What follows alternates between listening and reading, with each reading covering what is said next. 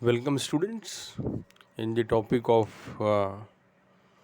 quantitative and aptitude, chapter decimals and fractions हम discuss कर रहे हैं. Today we'll going to solve a more number of examples. And now the current example, if you can see on the screen, इस तरीके का problem जब भी हमको रहता है तो यहाँ पे आप देखिए what fraction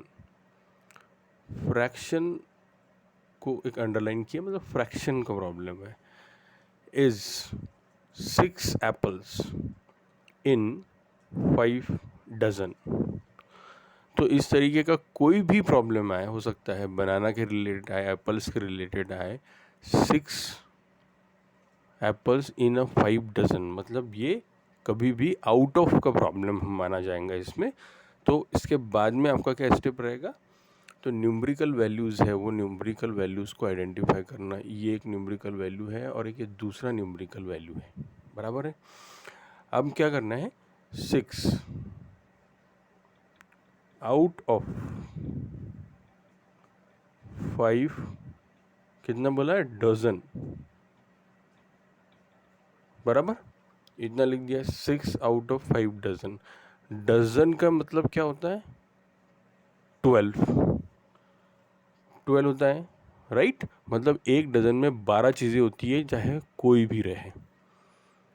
have this particular curve, एक ट्रिक आपको दिखा रहा हूँ, इसको मल्टीप्लाई कर लेना, बराबर. इसको मल्टीप्लाई करने के बाद में 12 5 ज़ा 60 आएगा. अब मैंने क्या लिखा है, 6 out of 5 dozen. 6 out of है तो मेरे ये जो 6 है इसको ड्रॉप करो, ऐसे लिखो, 6 लिख दिया. अब इसको सॉल्व कर लो.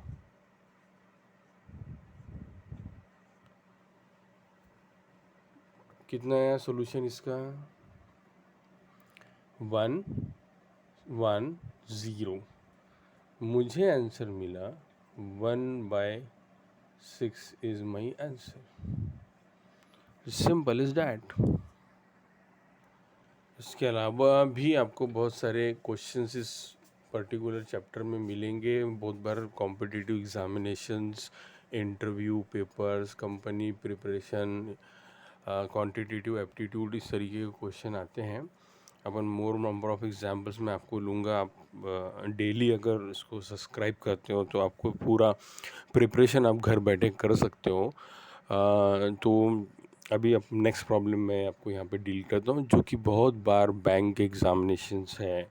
उसके बाद में आप देखोगे SBI के एग्ज़ामिनेशन है, स्पेशल ऑफिसर एग्ज़ामिनेशंस है, LIC एग्ज़ामिनेशंस है, AAO एग्ज़ामिनेशंस है, ADO एग्ज़ामिनेशंस है, SSC है, असिस्टेंट ग्रेड है, CPO है, इनकम टैक्स है, RBI है, रेलवे है, बोर्ड्स है, CPD एग्ज़ामिनेशन है, CTEC एग्ज़ामिनेशंस है, स्टेट टीचर्स एलिजिबिलिटी टेस्ट है, कैंपस सिलेक्शन टेस्ट है, क्लार्क है, मैट है, GRE है, होटल मैनेजमेंट है, क्लर्क है, असिस्टेंट्स है. और बहुत बार प्राइवेट कंपनीज़ के जितने भी इंटरव्यूज़ या फिर उसकी जो प्रोसेसेस है, उसमें जो एप्टीट्यूड होता है, उसके लिए आपको इसमें बहुत ज़्यादा मदद मिलने वाली है. I will help you out. Please subscribe this particular channel to acknowledge your selections in the different areas. Next problem में हम लोग डिस्कस कर रहे थे कि यहाँ पे आप देखिए, there are 40 students in a class. One day 7/10 student were present. Find absent numbers. अब इस तरीके का प्रॉब्लम जब भी आपके सामने आए तो इसका सॉल्यूशन निकालते समय कर तो लोगे आप, बहुत ज़्यादा इसमें समय अपना बर्बाद होता है. तो how to solve this particular question by tricky tricks. जब भी आपको इस तरीके का प्रॉब्लम दिया रहे तो आपको पहला काम करना है, टेक होल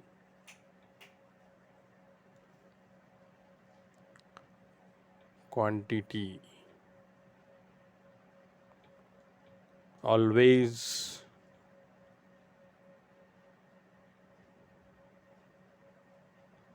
कंसिडर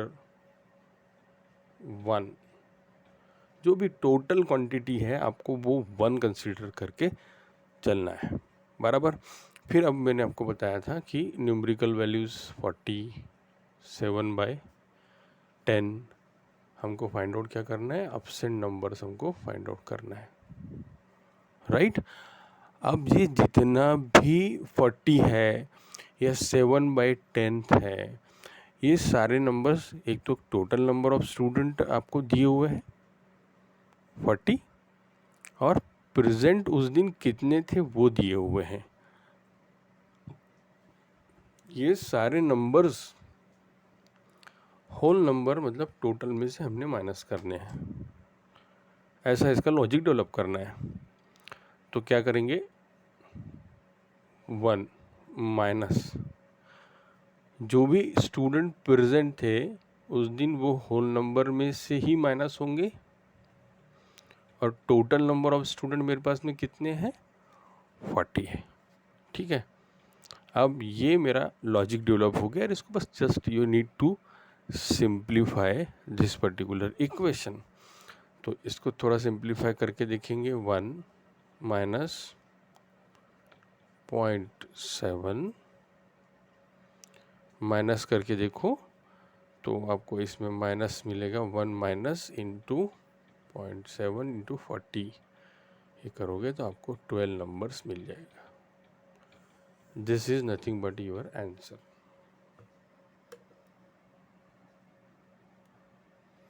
तो दिखा नहीं है आपको, फिर से बताता हूँ।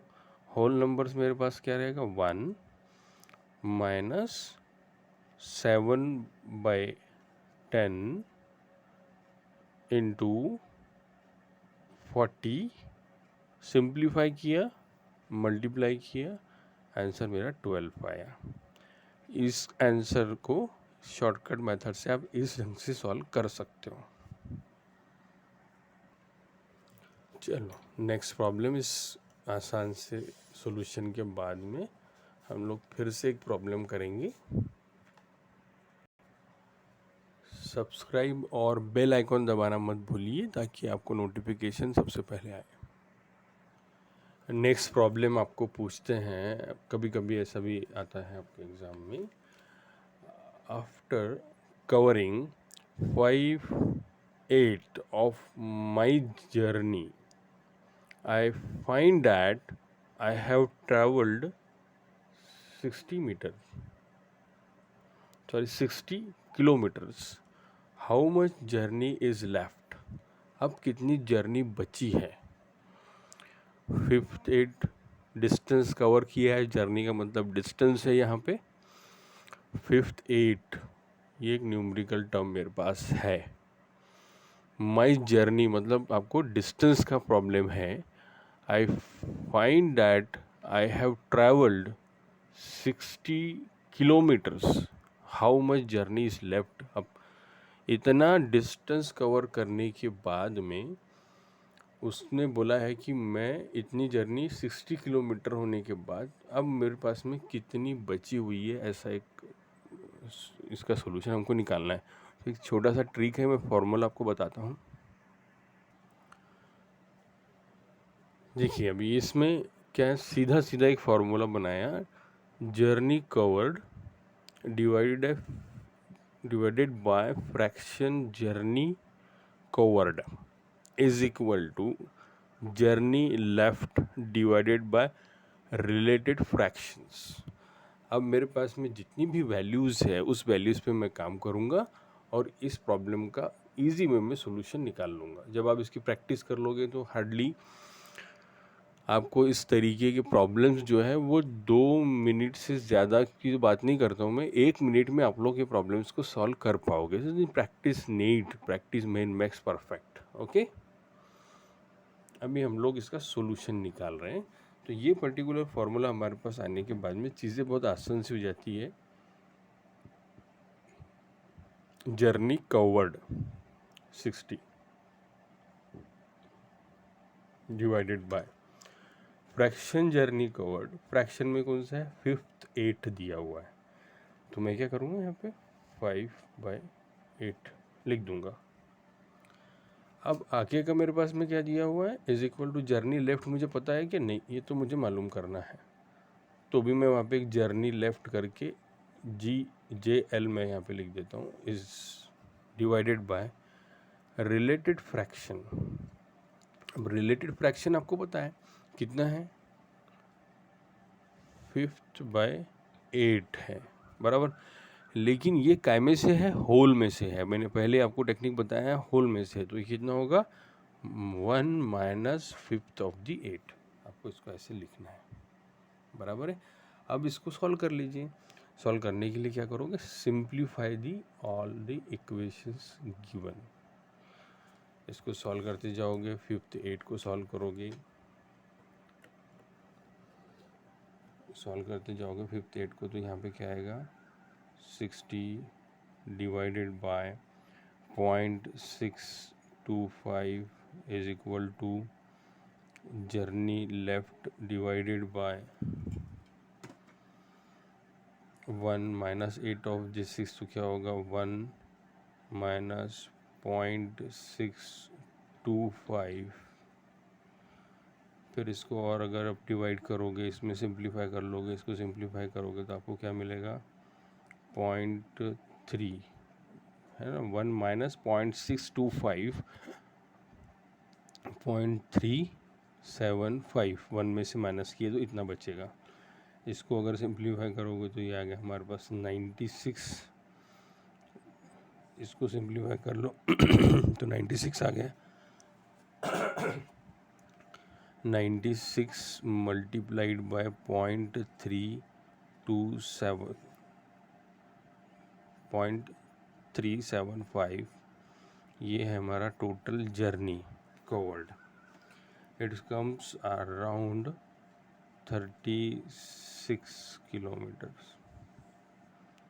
36 किलोमीटर इज़ योर आंसर। घबराना नहीं है, छोटी छोटी टेक्निक्स रहती है, आप इसको डेवलप करोगे, प्रैक्टिस करोगे तो आपका पूरा का पूरा प्रॉब्लम जल्द से जल्द सॉल्व हो जाएगा। इस तरीके से ये प्रॉब्लम का सोल्यूशन है।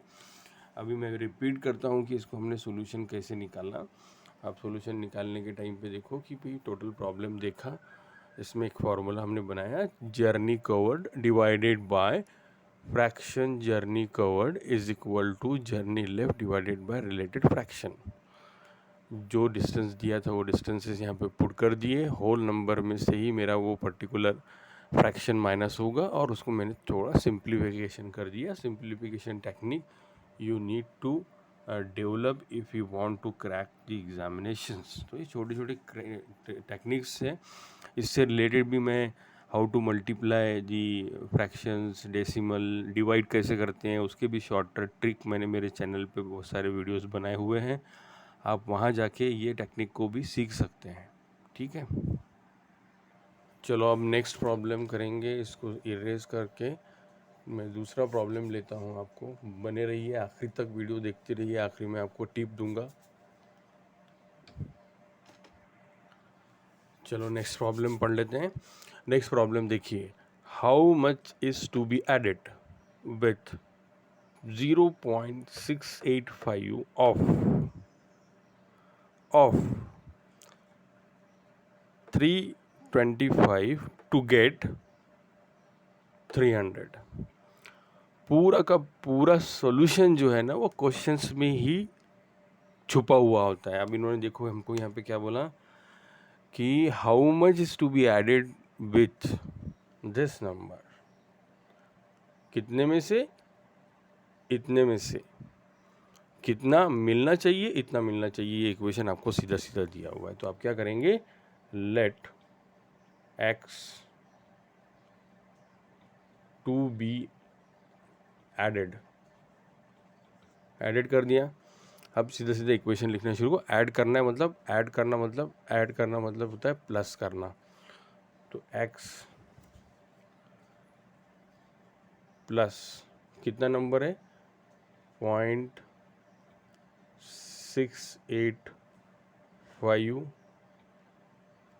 मल्टीप्लाइड बाय ऑफ का मतलब multiplication 325 equal to, to get मतलब टू गेट यहाँ पे हो गया हमारा इक्वल टू ठीक है, तो ये हो गया मेरा यहाँ पे 300। अब क्या नॉर्मल इक्वेशन है आपके पास में, अब आपको सोल्यूशन मिल गया, बहुत आसान सा सोल्यूशन है। तो मैं क्या करूँगा यहाँ पे x is equal to 300 minus ये दोनों का मल्टीप्लिकेशन निकाल दो। तो मल्टीप्लिकेशन करने के बाद में आपको ये वैल्यू मिलेगी 22.625। इस तरीके की जो मल्टीप्लिकेशन है वो कैसे करना, मैंने एक वीडियो बनाया हुआ है, आप अगर सर्च करोगे मेरे पूरे वीडियोस को देखोगे तो उसमें आपको मिल जाएगा कि ये टेक्निक कैसे आती है। 300 माइनस 2.62, आंसर मुझे मिलेगा x इज इक्वल टू 77.375। ये हो गया मेरा आंसर। लास्ट में एक मेजर ट्रिक आपके साथ डिस्कस करूँगा। इसमें एक ही बात है, जब भी आप quantitative and aptitude question solve करना चाहते हो या किसी भी कॉम्पिटिटिव एग्जामिनेशन में बैठते हो तो आपको टाइम मैनेजमेंट जो है वो सबसे ज़्यादा इम्पॉर्टेंट पैरामीटर है, आपको टाइम बचाना होता है। तो इसमें छोटी छोटी जो टेक्निक्स है, मल्टीप्लिकेशन है, डिवाइडेशन है, इसके ऊपर में आपको काम करके अपना स्किल बढ़ाना है ताकि आपका प्लेसमेंट अच्छी जगह पे हो सके, आपका सिलेक्शन अच्छी जगह हो सके, आपका एग्ज़ाम अच्छी तरह हो सके। ठीक है, thank you, do subscribe my channel.